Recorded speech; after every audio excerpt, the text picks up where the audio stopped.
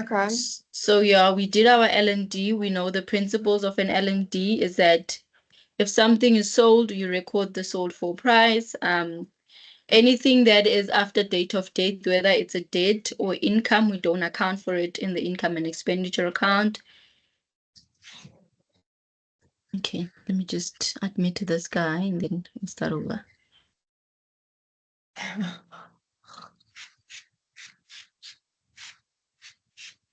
Can you hear that? Yeah, I'm just admitting him, waiting for him to see if he has joined. No, but I'm asking if you can hear me with the spray bottle. Yes, I can. Oh, I actually Okay. thought it's this little girl here. It's me. I'm spraying my hair weights because my study room is in the hottest room in this house and I am quite literally dying right now. But I'm gonna feel better in a minute. All right. Okay, now let me just admit this guy. Why is it not? Okay. She's admitting.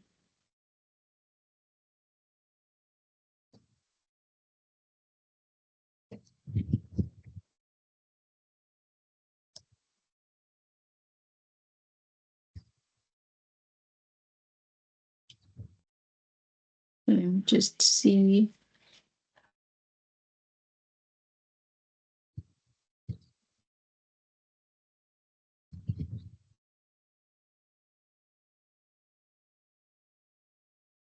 Okay, if it doesn't, then it's probably something wrong.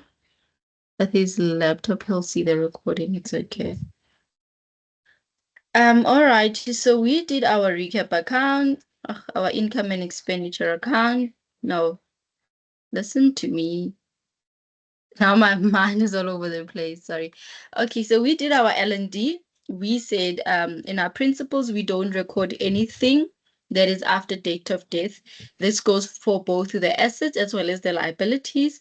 If the deceased owned anything in equal shares with someone else other than a marriage and community of property, we only account for the deceased share. So if you have a 2,000 Rand worth house and you own it in equal shares with a brother, we're only going to account for your 100,000 share. And then we also said that if something is valued but it was actually sold, we account for the sold for price. We don't include policies that have a named beneficiary that were paid out by an employer. We do not include that. And then in treating policies that were taken by the deceased on someone else's life, it's always the surrender value because the deceased is not there anymore to pay the premiums that are due, so that policy must be surrendered. And then if the deceased took out a policy in his own life, um, and he did not name a beneficiary, you will always take the maturity value because the deceased has passed and the policy has matured. And then, yeah, that's about it for your principles for your L&D. Now we are going to our recap. What is a recap account? So basically, a recap account is an account that you use to calculate. Remember, we've got this section, which is the cash, where we record everything that we collected in money. So you use everything that is in money, the total that you get here will be included, as well as if there is something under movables that was sold, then you're also going to include it. So in your cash recap account, what you do is, here's your cash recap account. This is the cash, essentially your claims in favor of the estate, as well as the assets that were reduced to cash. These are the items that were sold. So if under your movables, you had put, like, for instance, a car sold, you are going to go back and include that car here in the total that you'll be calculating here because it's an asset that was reduced to cash. So now once you're done with this, you calculate your total here, and then you take your total liabilities. Your total liabilities are the liabilities that we calculated here. After when we've added our administration expenses as well as claims against the estate. That's the total liabilities that we will put in here. So the purpose of a recap account is for us to basically see that, okay, we sold these items and we collected policies, investments, etc. Is this money enough for us to settle the estate's liabilities without having to sell anything at all? That's the purpose of a recap account. And then here Wait, let you, me just make a note. all Sorry. right. It's to see if the money that came in Yes, from the assets we sold as well From as the policies, investment, bank accounts is enough to settle our debt.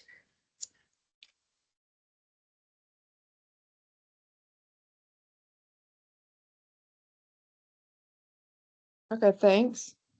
Yes.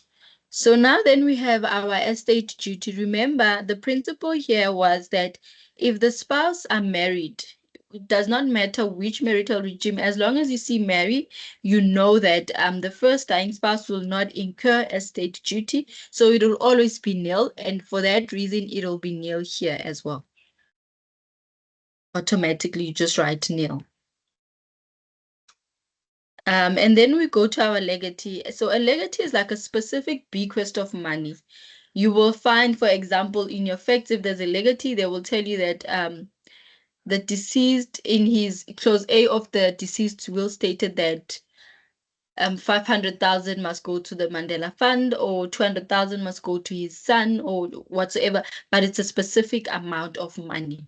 Then once you see that, you know that this is a legacy, this is money that must go somewhere to a specific person or a specific organization. And because of that, the reason we put it in our recap account is to see that, okay, from the money we've collected, can we afford our liabilities? Can we afford our estate duty? And can we afford to pay any legacy that is due to any person or an organization? And then once we've done that, so you would take your this would be your cash, and then obviously you minus all these amounts. Everything that you get here, all these amounts that you'll be including here would be minus. I'm just including it in brackets so that you know. And then it's going to be this cash assets and assets reduced to cash minus all these three. And then the amount that you get is either a surplus or a deficit. If it's a surplus, it means that our estate has enough money, has collected enough money to settle the debts. And in settling the debts, we still have money left behind. So you will see you'll get a positive number when you make your calculation. But if you get like a minus, then you know that, okay, our estate does not have enough money to settle its debt, which means at a later stage, we'll need to sell something in order to settle this. That's why it's called a deficit. The money we've collected is not enough to settle the deceased total liabilities. So that's the purpose of a cash recap account. It makes a lot more sense now, thanks. Yeah. And then the next account we have is a distribution account.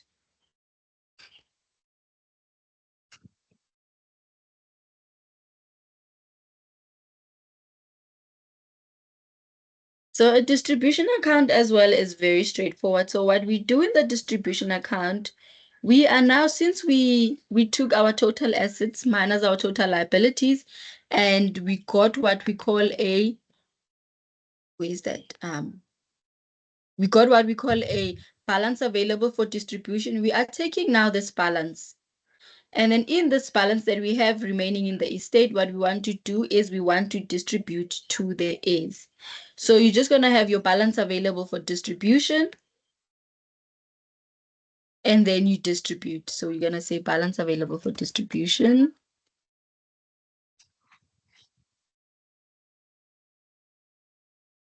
Distribution, which is the amount that you would have got there. You just bring it down. You don't need to calculate anything. And then you go ahead. Now what you're going to do is you are going to take the amount that you got for your movable, which is your house, and then you're gonna write, okay, immovable property,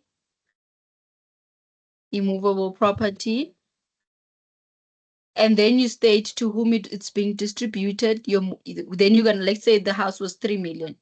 You're gonna state your 3.5 million, and then your movable, you go back, you get your total for your movable asset that you would have calculated.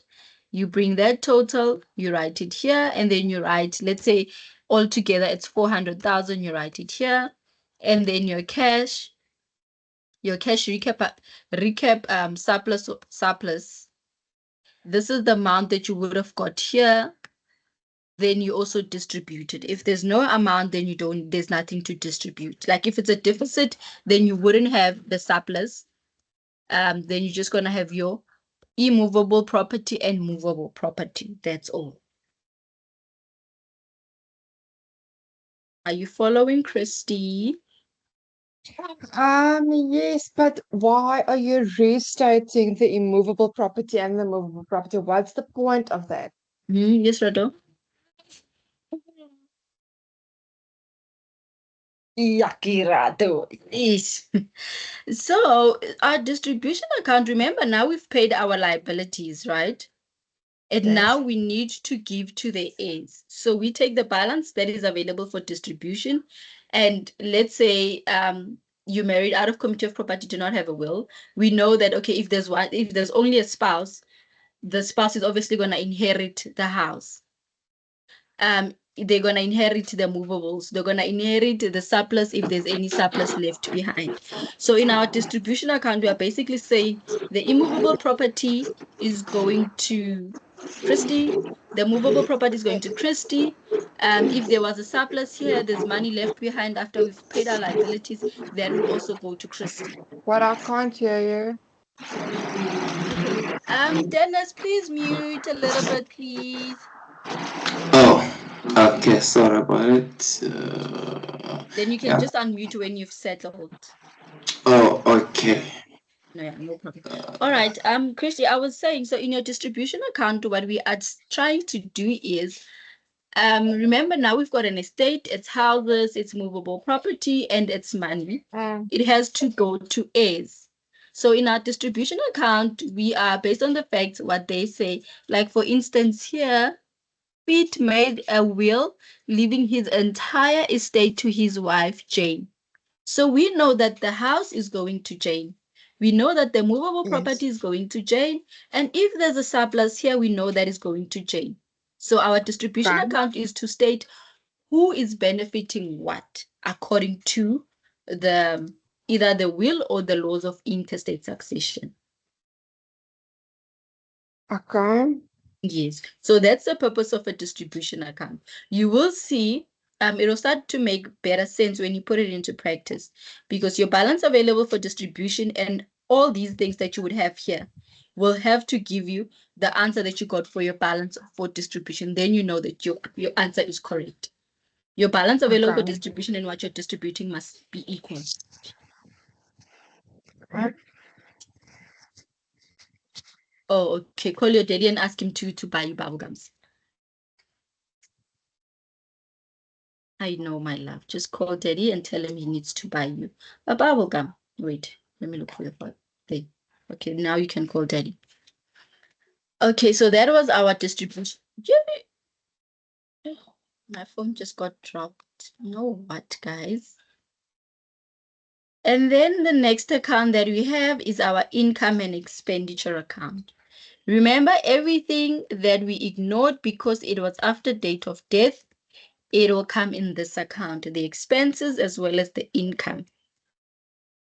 And then the rule is that for all incomes that we collected after date of death, there is a 6% commission that the executor is entitled to.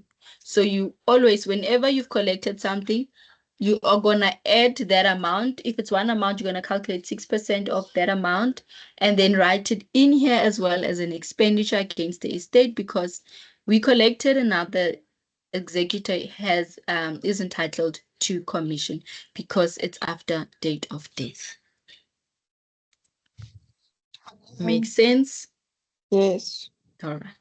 Okay, so now this is where we're gonna stop. We're gonna stop with the income and expenditure. I just want us now to go back to this L&D. We're gonna complete it up until our income and expenditure. Actually, and as well as a fiduciary asset account. But yeah, we'll get to that. Okay, now so here's our fact. It says Pete Venter died on 5 November 2020. So we know 5 November is our date of.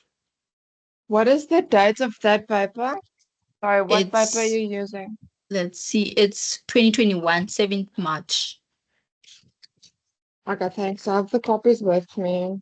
All right. So Pete No, Fender but died on. All right. Yes, you're saying. no, I'm just saying that I have it. Sorry. All right. Okay, so now Yes. we've got Pete Fender died on 5 November.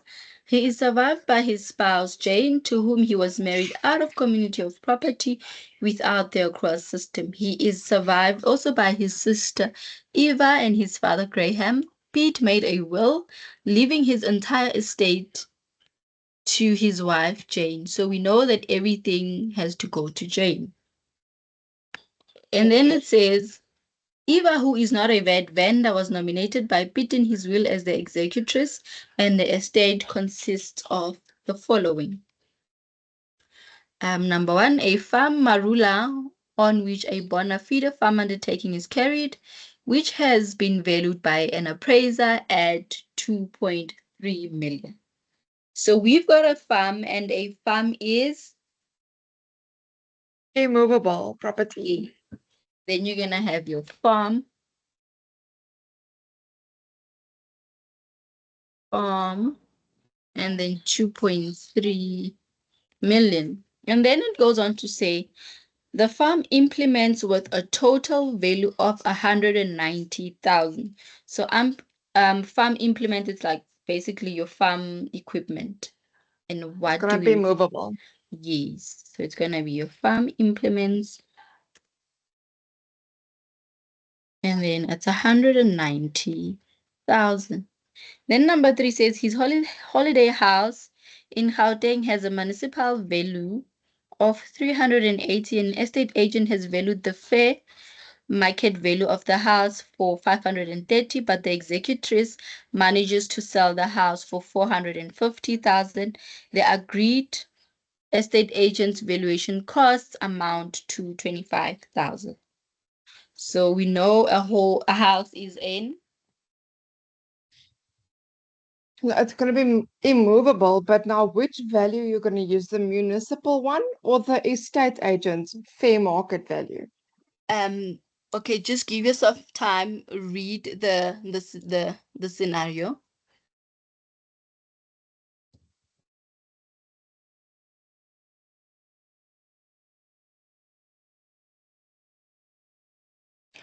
The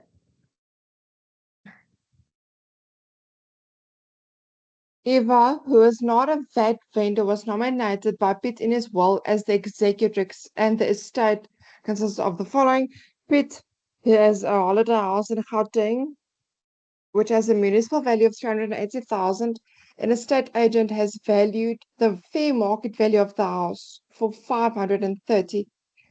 But the executrix manages to oh, it's gonna sell. Man, we're gonna use the Yes. selling price. What's wrong with me?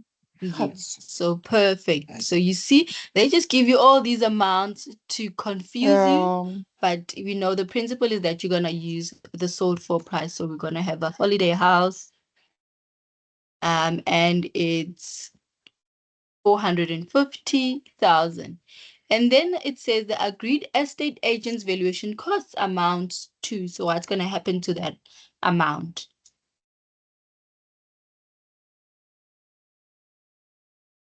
Tell me. I'm saying, you see, the last sentence says the agreed estate agent's valuation costs amount to. Yes. So what's going to happen to that amount?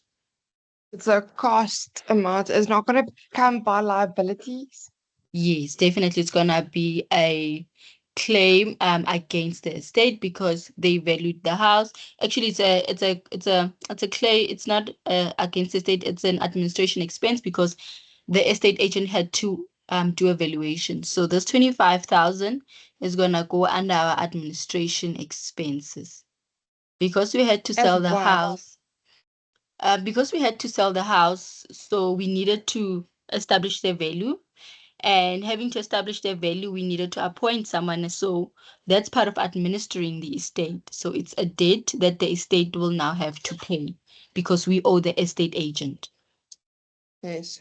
Yes, so yeah, you move on. We've highlighted it because we know we have to come back to it at a later stage. And then it says Pete owned 100% share in Cal Pty Ltd. His sister worked for him. He and his sister Eva entered into an agreement that on his death, Eva would buy all his shares in the business for 1.1 million. The executors contacted the auditors of the company and they valued the company's shares at 1 million. Okay, just hold on a moment. You can read the scenario. Just get my charger. Laptop.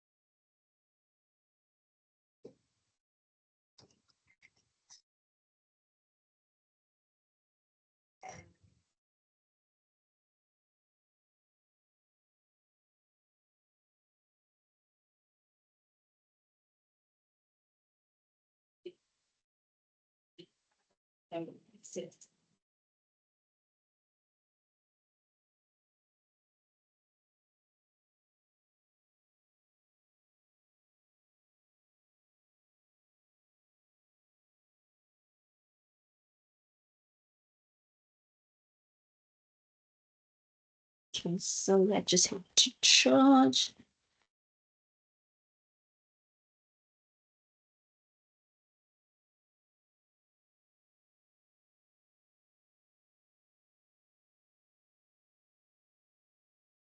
Charging.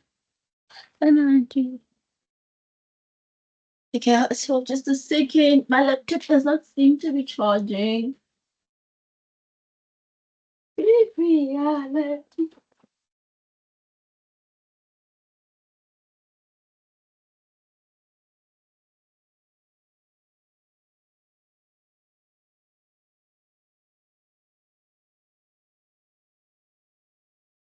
Okay, for some odd reason, it says it's not charging, but I'll figure it out when it gives me another notification. Okay, so now it says Pete owned 100% share in Cowpitsua Ltd. His sister worked for him. His sister Eva entered into agreement that on his death, Eva would buy all his shares in the business for 1.1 million. So, It hasn't been sold yet. The agreement s- it's an existing agreement, but that has nothing to do with the actual value of the shares. So it's going to be uh, 100% mhm, shares and claims in favor of the estate, yes. and then it's going to be 1 million.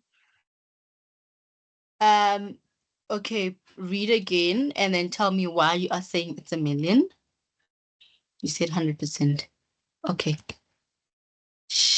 It owned Shares. 100% share in cows. His sister, okay, that has nothing to do with it, would buy all the shares in the business for.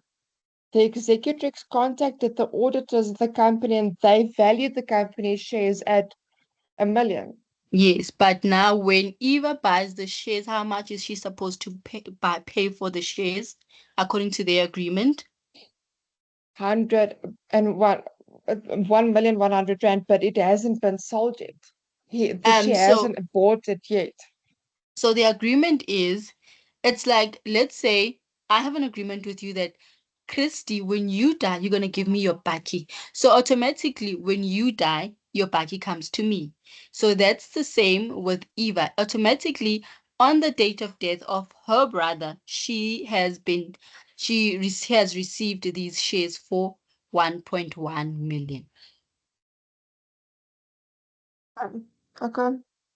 Yeah, so that's how it works. So if they say you had an agreement to say that I'm gonna give you my car for 200,000 upon my death, we take it that when you die, immediately that car will vest in me because we have an agreement that if at 1 o'clock you drop down dead, that's my car, that's it. So that's how you interpret a scenario like this one to say that okay, he died, the agreement was 1.1 million, and we know that we always account for the sold for amount. Eva, because he's now dead, needs to pay us 1.1 million for the shares. Makes sense. Yes. And then we know we are ignoring the executors, the audit the audit valuation, because we always account for the sold for price. Where there is a valuation price, we give preference to the sold for price.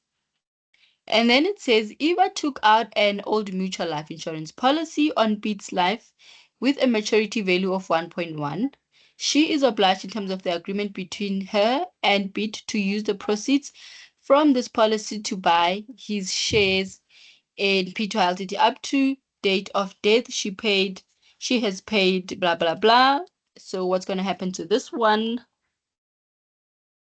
Eva took out an old mutual life insurance policy on Pet's life with a maturity value of 1.1 shares obligated in terms of the agreement between her and Pete to use proceeds from this policy to buy the shares. Up to date of death, shares paid without and premiums on this policy. Um, it matured, so she's gonna get 1.1 million rand because he died, and he was was taken out on his life. Oh, okay, but what are we going to do with the scenario in 3.5?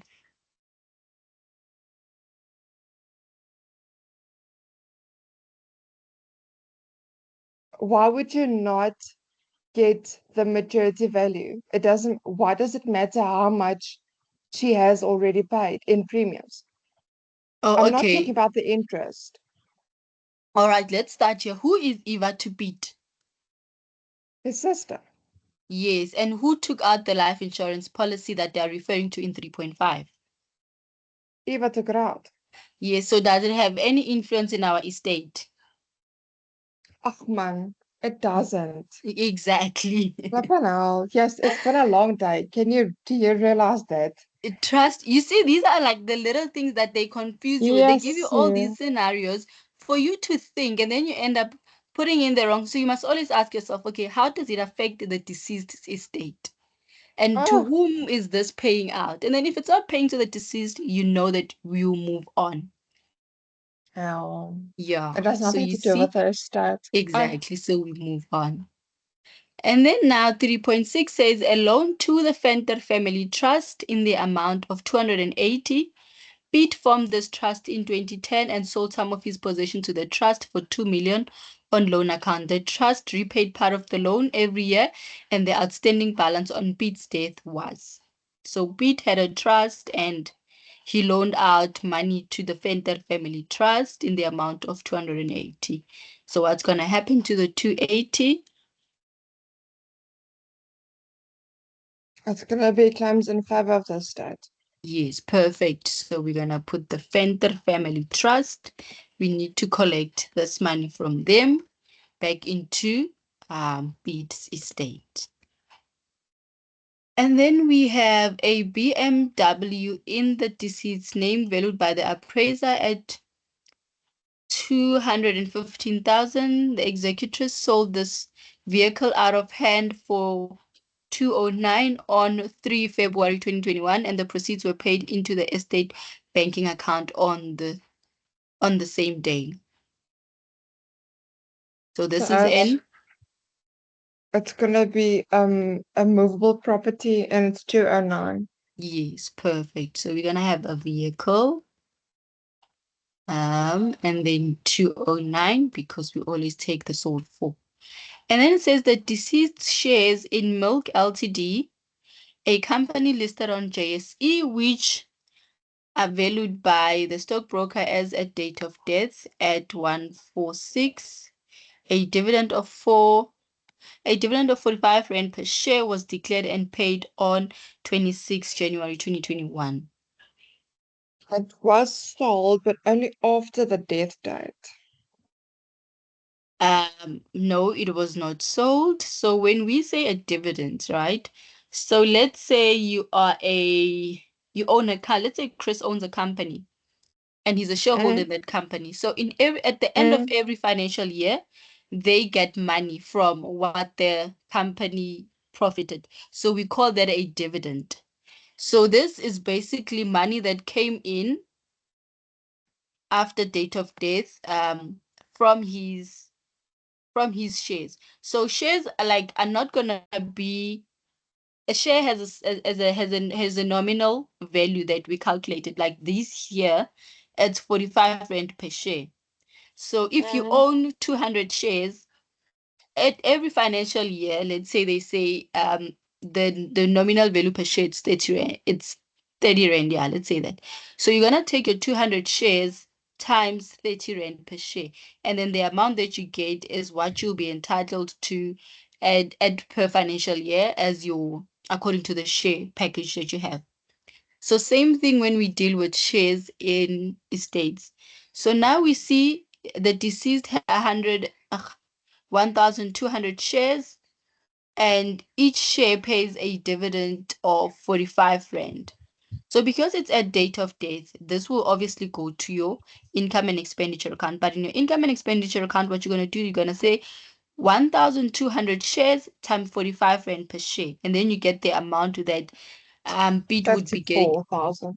Yes, at the end of each financial year for his shares in that company. So that's how shares work. At every end of financial year, you are gonna get a certain amount in line with the number of shares that you own, as well as the nominal share value that the company is selling each share according to. So that's what it is. So this one, whenever they say a dividend of and it was after the date of death, you know that you still have to do a calculation in the income and expenditure for this 100 and not 100, 1,200 shares. But now we know we are still in our liquidation account, so we focus on it says the deceased shares in Milk Ltd, a company listed on the JSE, which are valued by a stockbroker as at date of death. It's 146,000. So these shares were not sold; they are still owned in the deceased estate.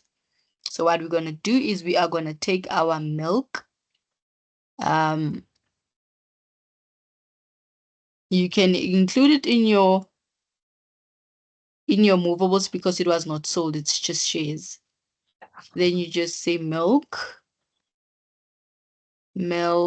Ltd, and the shares are valued at 146.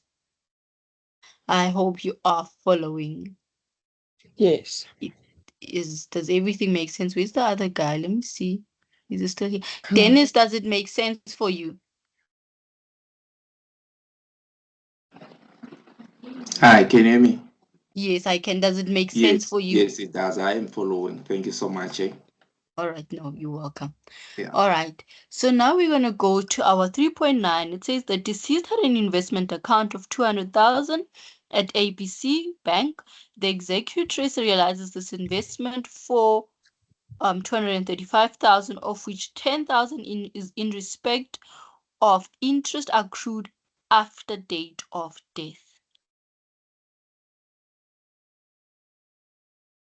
So how The do we interest accrued categorize? after date of death, would that not be in the income and expenditure account? Yes, so your 10,000, you know it was after date of death, so we do not put it. But then in total, we know that we've got a capital Mm. investment amount of 200,000, and then we profited 35,000. Of this 35,000, 10,000 was after date of death.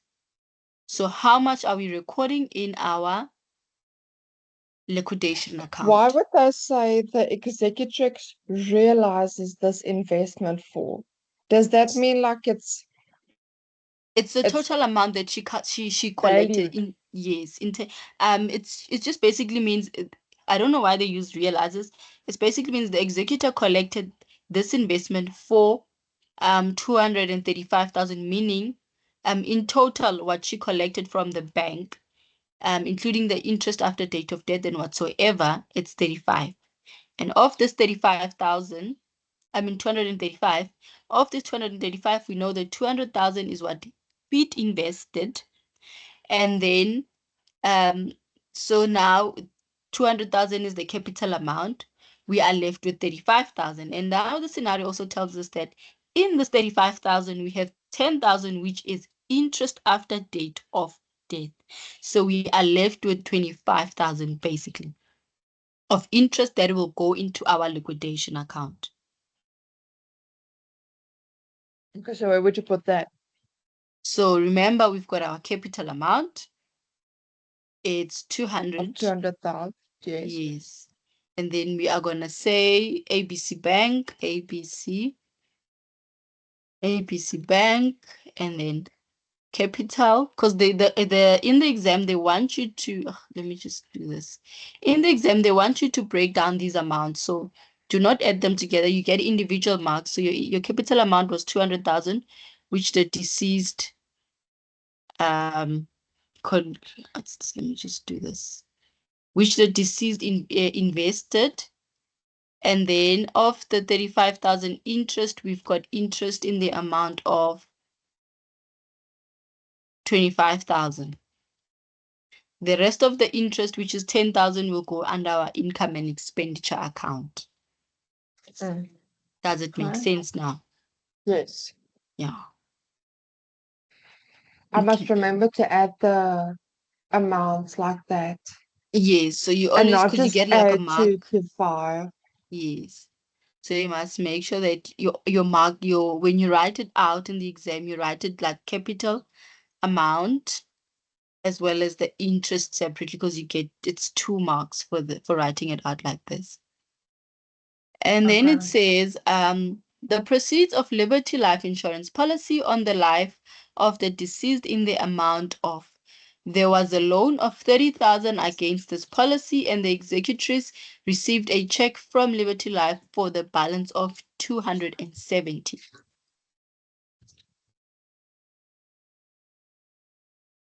So how are we going to treat this one?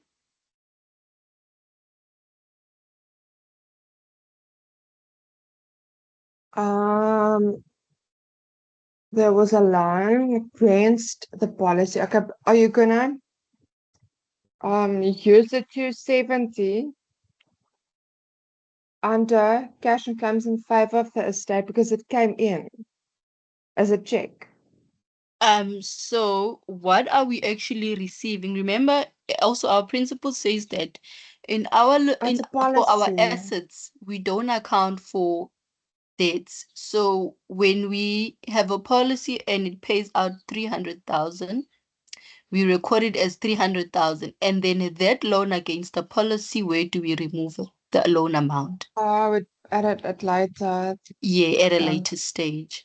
So you are going to record that, okay, a policy, Liberty Life Insurance policy, pays out 300,000. You never minus your debts in your under your assets. So you're going to have your 300,000 because that's what the Liberty Life Insurance policy is paying us. And then we know that, okay, there's a loan. Yes. Ugh, let me just highlight it like this. Okay, but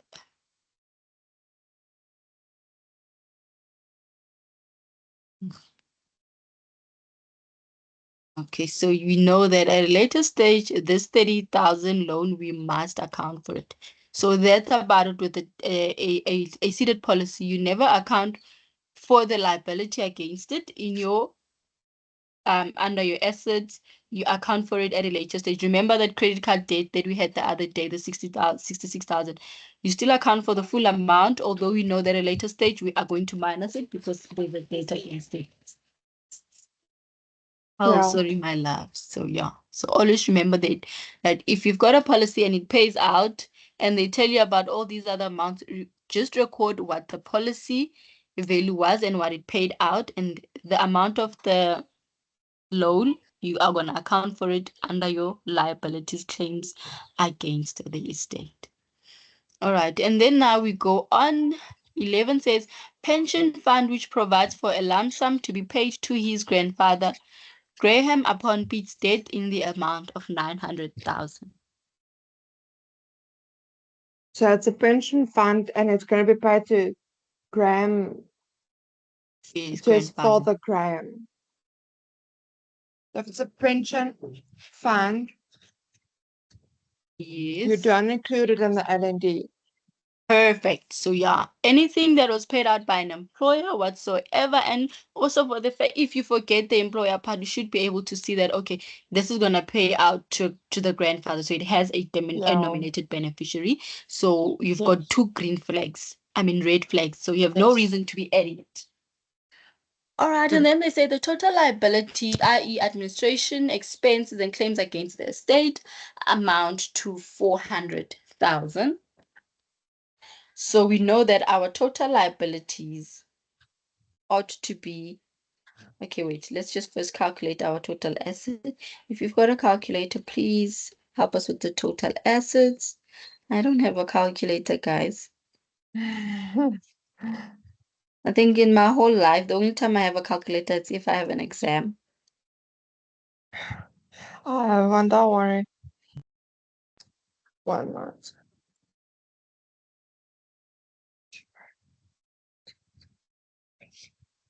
Forty-fours.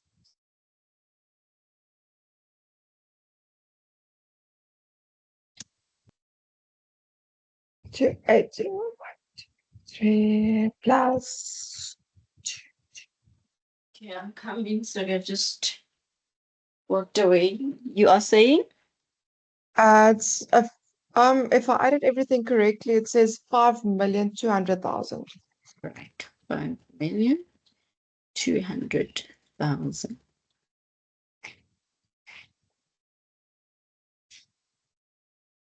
All right, so we've got our total assets. Now we go on to, we go on to our total liability. So we see from here, they tell us that total liabilities, i.e. administration expenses and claims against the estate, amount to 400. So they already told you the amount that you must use for your total liability. So what you're going to do is just going to take that 400,000 and put it there. And then now you go on to administration expenses. Let's see, what did I'm we just have? gonna open that door for my dog. What? All right.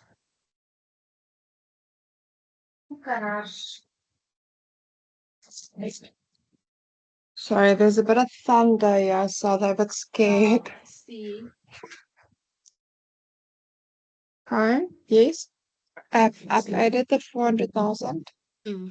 So you see, we've got the total of our liability. So at times, remember the other day, they gave us the what's this, the total administration expenses, and then they expected us Yes. to calculate the masters and executors. So here they tell you that, okay, in total, please work from 400,000. But this does not mean that you're still not going to calculate some things, because you do get part marks for here. It's just unfortunate that they never really specify that, okay, we're going to give you maybe a max of 5 marks for using imaginary information, but you still need to complete your administration expenses and claims against the estate. So we still go back.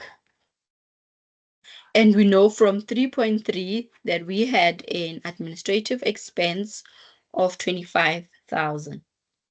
So you're gonna say your estate agent fee, which is 25,000. And then you can like make up about 5. I usually say make up at least 5 of other administration expenses, because they already gave us a total, but they still want to see that you have an idea of your full L&D account. So you can make up bank charges, postage and petties. Why is It's it so silly highlighted? that they literally make you think of Yeah, it. advertisement. So always have like your good 5 that you will put in here, your section 29 advertisement, your advertisement, section 35, section 35. Why is it highlighting yellow?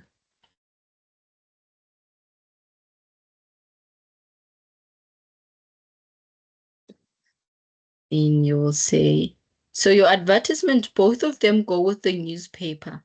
Always remember that. So you're gonna have your newspaper, newspaper. And then here the gazetted amount, it's 37 rand 82 cents. Then you can just make up any amount of money for the newspaper advertisement, and then also here 37 rand 82 cents and 50 rand. And then bank charges, you can make up an amount, again, 100 rand. But remember, when you calculate, you're not going to include this. Basically, you're just going to ignore it. This is for you to just get those extra marks because they say use imaginary information when necessary. They will, usually it's not more than five marks. They just give you those hard marks to see that you do understand. So at least have a good 5 that you will make up, but do not make the mistake if in case they didn't give you the total liabilities of adding it up here. They will tell you that total, like let's say they say administrative expenses amounted to, and then they say calculate executor's fee as well as master's fee. You still have to make up also this, but don't include it in your total. The only thing that you would include is your executor's fee and the master's fee that they requested you calculate. So always keep this at the back of your mind. Usually what I would do is I would write them somewhere here instead of just in this column so that I don't get confused. Okay, why is my laptop deciding not to charge? Okay, just 2 seconds, and then we've got a claim against the estate. So did we have a claim against the estate? I don't remember any. Okay, so 3.10 says there was a loan. So we know that, okay, a loan is a claim against the estate. So our 30,000 will go here. So you see, we are here now. We are accounting for that loan against the policy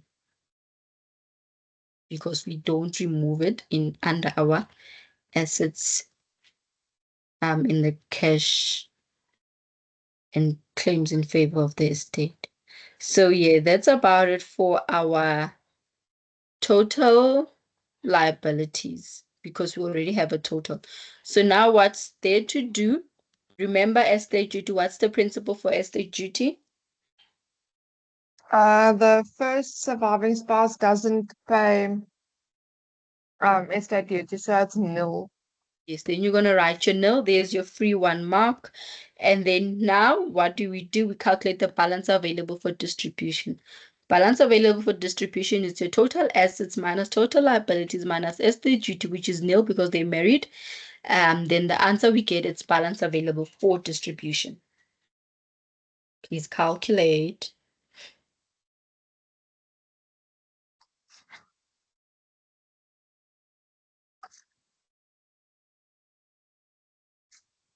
It's the total asset minus the total liabilities.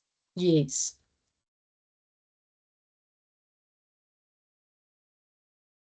Minus 400. 4,800,000. All right. Thank you. So now we are done with our liquidation account. The next account is our cash recap. So in our cash recap, what we're trying to do is we are trying to see, do we have enough money from what we collected to pay our debt? So that's the reason for our recap account. Okay, just a moment. Let me see why my laptop I'm gonna cannot. just excuse me for a minute, please. All right. I don't know why my laptop is not charging. Or is my charger broken?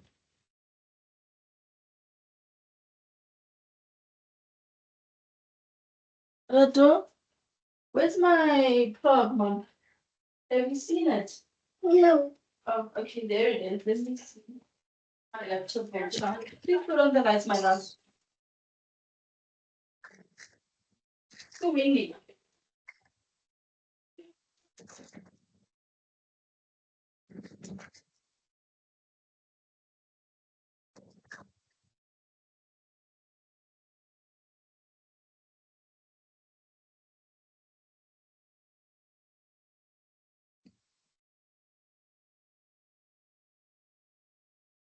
Okay. What?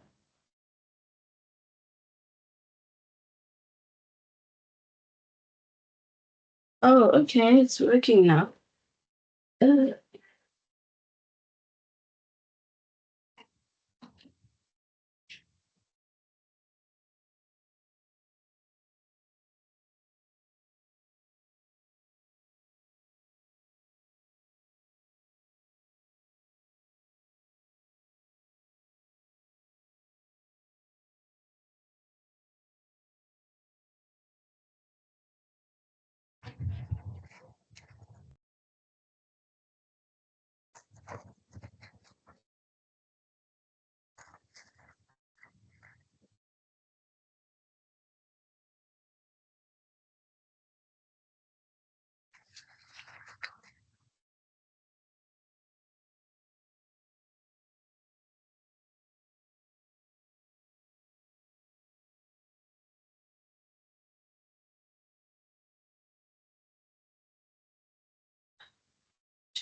expenditure.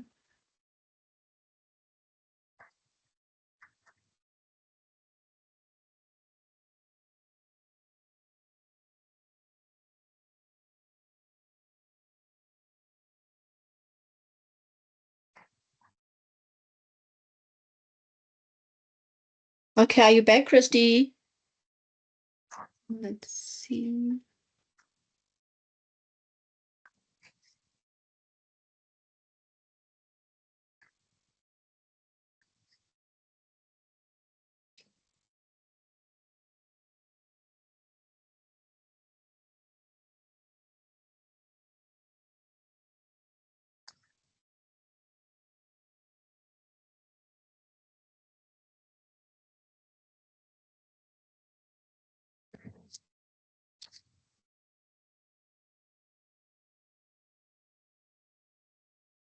Sheila, do you also do accounting? Accounting. Yeah. I do know it, but it's a little bit. It's not really tricky. It's just that, man, accounting can be a bit boring. There's too many accounts, Yeah. but it is easy. Like it's just like the liquidation distribution. You work from principles, and once you have those principles, it's really easy for you to move on. It's just that there's too many accounts, especially like your bank recon. No, definitely there I can sign myself up. If you need help, you can let me know. And Okay. conveyancing, Oh, perfect. yeah, Yeah, thanks. as well as instructing correspondent. Yeah. But the easiest is instructed correspondent, just that it has a lot of accounts, but the accounts are very straightforward. Mm. Yeah, if you Okay. need help, no, I can assist you. Okay, cool. It's just Thanks, that noted. I'm not really a fan of that. Okay. Yeah. Which papers are you writing? Yeah. I'm writing all four. No, you manage. This is easy, man. Yeah, but so far so good. So far so good, especially like as we're going through the whole paper. So Yeah, yeah, because I've been struggling with the L&D actually, but now I can see where I'm going. Thank you so yeah. much. Yeah. No, definitely. The Mm. L&D is really easy. Like once you've got your principle is what you need to apply. Like you need to know what, okay, if I've got a policy that has a loan, this is what I do. If I've got a something that came in after date of death, this is what I do. Once you've got that, you read a scenario, you know, okay, this goes in. You read a scenario, you know, okay, this is the amount that I'm taking. Is this relevant to the deceased estate? Because the scenarios are always like they just change here and there, tweak here and there, but it's always the same thing. They'll always ask you an investment. There's always shares. There's always policies. There's a vehicle. There's either a house or a farm. So it's always the same things. You just need to know the principles. Mm, mm, Yeah. This okay. paper is the easiest. Yeah. I'll be writing for the third time, eh? Can you believe it? No, you'll be fine. Trust me. Thank you so This much. time you Yeah. must tell yourself that I'm not going back. Yeah, exactly. Exactly. This Thanks. is just the easiest paper I can. Even paper four, like paper four, once you know your principles, you can literally move through. Mm. Yeah, I'm ready. I'm ready. Yeah, Mm. no. Yeah, I always tell people this is a 1 week paper. Like, yeah, you have no reason why in a week you haven't mastered this. In a week, Nji.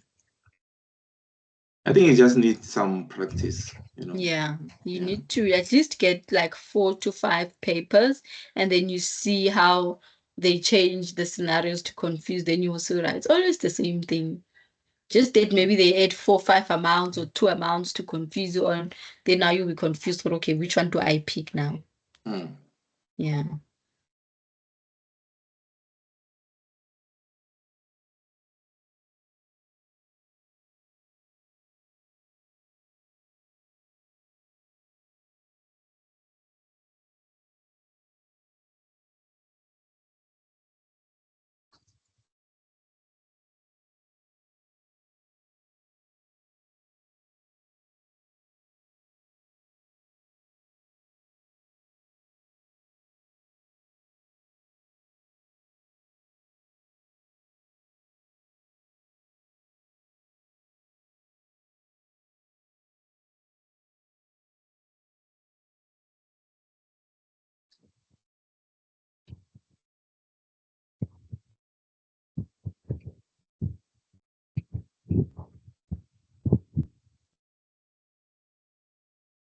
Christy, Yes. oh, are you back?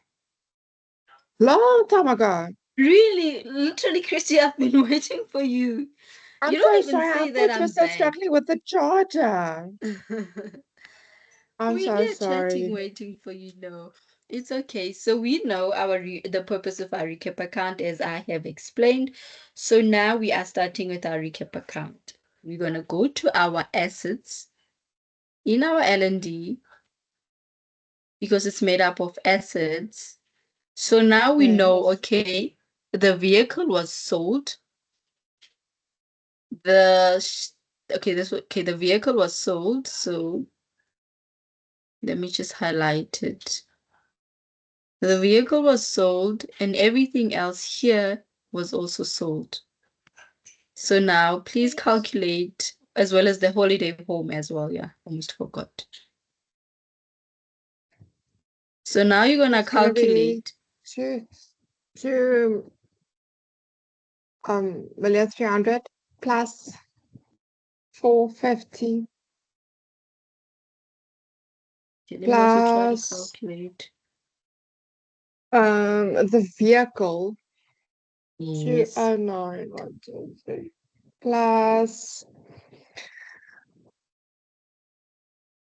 why do you One. take the shares Okay. Remember here, from everything we claims in know, favor of the it's state and not movables? Sorry. remember the movables ones, they were not sold. So they are still as They shares were only within the valued. estate. Yes, they were only valued, so they were not shown. Okay.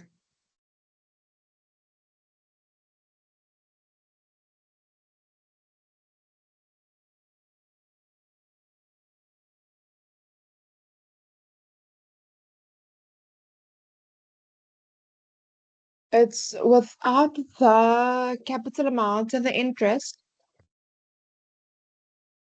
or that I was not supposed to add. you're gonna put everything that I've Oh, highlighted, 2, 4, 6, 7, 8, and 9. okay. I will do your nails a little bit later, Nina. It's 4,864,000. 4 million. Yes. Okay, no, please calculate again. It's all these that are in orange. So not the farm. No, remember the farm, it was not sold. It was the holiday house that they sold. Okay, then I'm just gonna take the farm off. Yeah, take out the Then two. it's 2,564,000. All right, perfect. Please also add these last videos that we did on YouTube so that I can watch them again. Okay, no problem. And then we've got, so we know our cash and assets reduced to cash. This is everything that we sold as we sold, as well as the money that we collected. So we know we've got two, you said 2, 5, 6, 4, right? Yes. Okay, and then our total liabilities, we know they gave us our total liabilities, which is 400,000. Which is 400,000. We don't need to calculate that. They already gave us. And then estate duty, we know that it's nil. And then legatee, we know there was no legatee. So usually they would give like a legatee somewhere here. So always make sure you go like before this required, you go up until here to make sure there's no legatee. Then we know there's no legatee, it's also nil. Then please calculate this minus the 400,000. 2,164. Okay, so it's 2,164. All right, so we know that from the money we collected, the assets we sold, the whole cash that we have in the estate is enough to settle our liability. So we're gonna have a surplus, which is now money Yes. that is left behind after paying our liabilities. All right, so now we've got balance available for distribution. So for Dennis, in case maybe you're not here earlier, a balance A distribution account is an account that we use in order to distribute what is left behind of the estate.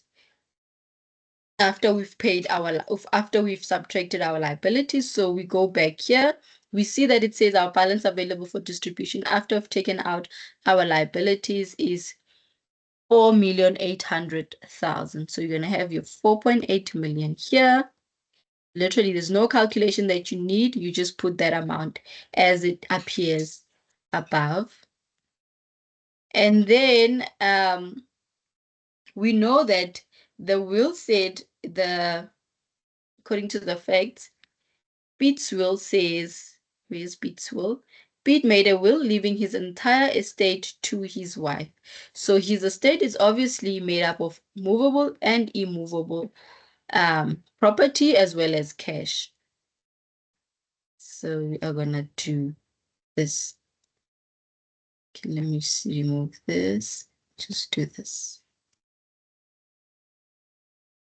So we know our immovable property is made up of the 2.3 million rand house because it's the only one. The holiday house was sold. So what's left behind here is the holiday home. And then of our movables, we now need to calculate the 190 and the 146. Please do calculate.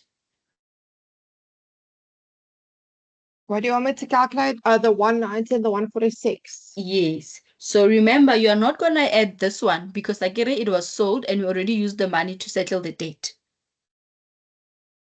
It's 336. Yes. So always remember when you calculate for your cash recap, we already calculated the money that we already minused whatever was sold for the purpose of paying Yes. the debt. So you should not include it when you go to your distribution account. So you're going to 303. All right. And then you've got your cash. So your cash will come from the cash recap account. So you've got cash because this is the surplus amount that we are left with after paying our estate. So you're going to have your 214,164. So now to know that you are correct, these three amounts must always match your balance available for distribution. Then you know that you've calculated correctly. If they don't balance, then you know that you made a mistake somewhere. You have to go correct your math. So now Let we're me going to check. take 2300.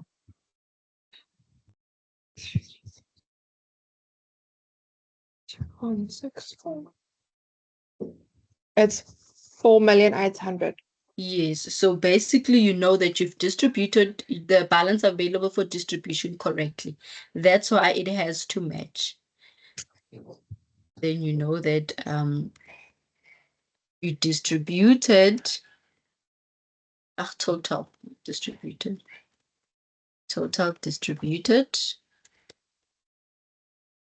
distribution amounts to 4.8 million.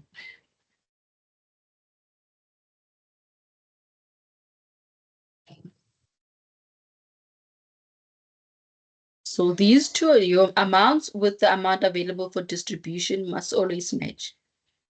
So this is like your opening balance, and we use this to determine if it actually matches the total for distribution. So be careful so that when you add, you don't add these amounts here. You just calculate this to make sure that it still gives you the same total as the one above. So hence I put them in italics so that you don't get confused. Unless if you get confused, what you can do is you can add an extra column and then just write these to the side, or maybe just do this. Like, yeah, you can just put them like that because what we're trying to establish is it really the total available for distribution? So we've done our distribution account. We took our balance available for distribution that we calculated based on our total assets and total liabilities in the liquidation account. And then we took our immovable property that is unsold, our movable property that is not sold, as well as the cash that we collected from the surplus after we had paid our debt using the money that we collected. From that, we now know that, okay, we have distributed our estate. So now coming to income and expenditure. Income and expenditure, it's an account that we use to account for all monies that were collected after date of death, as well as expenses that we incurred after date of death. So we go back to our scenario. We have, okay, no, the holiday home does not apply. 3.4 does not apply.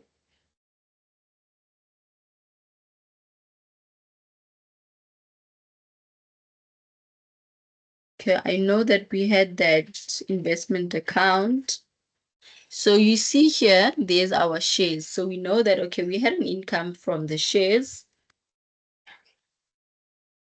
And you're going to say the amount of shares that you have. We've got 1.2 shares, 1,200 shares. And each share, when it pays out every financial year, it declares a 45 Rand per share. So then we say times 45 Rand. So now this share is paid out on the 26th of January. And how much did it pay out in total? Christy, you said 54,000 earlier. Yes. Okay, then you know it's 54,000, which is our income. Let me just do this. Income.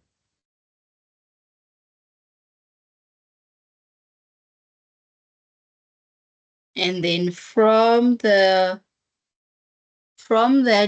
where's that investment bank account? We know that 10,000 was also after date of death. So you're gonna say interest and then we know we've got 10,000.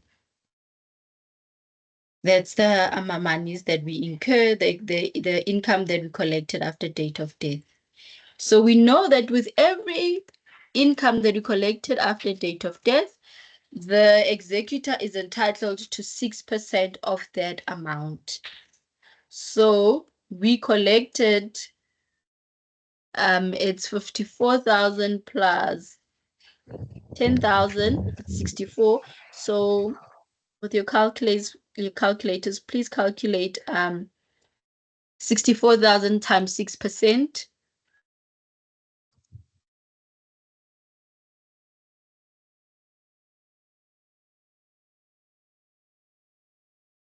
I have to get to the scientific thing again. It's 6%.